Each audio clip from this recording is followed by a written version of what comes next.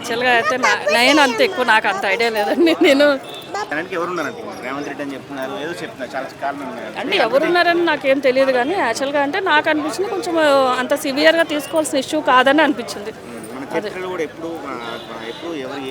అంటే ఈయన ఒక్కరికి జరిగి ఉంటే కనుక మనం సీరియస్గా తీసుకోవచ్చు. సరే, ఇంతకుముందు కూడా మూవీ రిలీజ్లు అయినాయి, పార్టీ మీటింగ్స్ అయినాయి. సో అటువంటిప్పుడు కూడా ఇంత సీరియస్గా తీసుకోలేదు కదా.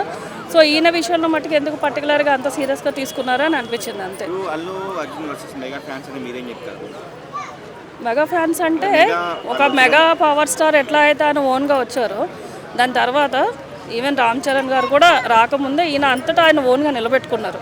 బన్నీ అంటే వెనకాల సపోర్ట్ ఏం లేకుండానే మన మెగాస్టార్ గారు ఎట్లా అయితే నెంబర్ 1గా వచ్చారో అట్లానే ఓన్ సపోర్ట్తో ఈయన కూడా నెంబర్ 1గా వచ్చారు. ఆయన అరెస్ట్ అయ్యాడు, హైదరాబాద్ నడిచింది. ఈ గ్యాప్లో పవన్ కళ్యాణ్ అండ్ రామ్ చరణ్ ఒక ట్వీట్ కూడా చేయలేదు. అందరూ వచ్చారు ఫ్యామిలీ మెంబర్స్, వాళ్ళిద్దరు ఎందుకు రాలేదంటారు, మరి ట్వీట్ కూడా ఎందుకు చేయలేదు? నాకు అంత ఐడియా లేదండి మనకి అసలు. అంటే నేను చూడను యాక్చువల్లీ, నిన్న నైట్ న్యూస్ చూశాను అంతే. ఓన్లీ బన్నీ అరెస్ట్ అయ్యారని చెప్పి న్యూస్ చూసాం అంతే. రామ్ చరణ్ ట్వీట్ చేశారా లేదా అన్న దాని గురించి అయితే నాకు అసలు ఐడియా లేదు. నేషనల్ హీరోని అలా తీసుకెళ్ళడం, పోలీస్ వెహికల్ అలా తీసుకెళ్ళడం నాకేమనిపించింది అంటే నేషనల్ లెవెల్లో మనకి పరువు నిలబెట్టారు కదా, సో రేపొద్దున ఒక మైనస్ పాయింట్ కింద కనిపిస్తుంది కదా, ఇదే అనిపించింది అంతే.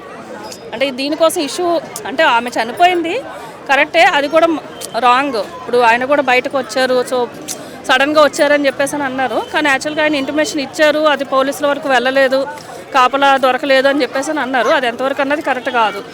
కానీ ఏంటంటే ఆయన కొంచెం నేషనల్ లెవెల్లో వచ్చిన ఆయనకి మనం తెలుగు వాళ్ళని చెప్పుకోవడానికి ఒక నేషనల్ స్టార్ ఉన్నాడు, కానీ ఇది ఒక మైనస్ పాయింట్ అన్నది మనకి అనిపించింది.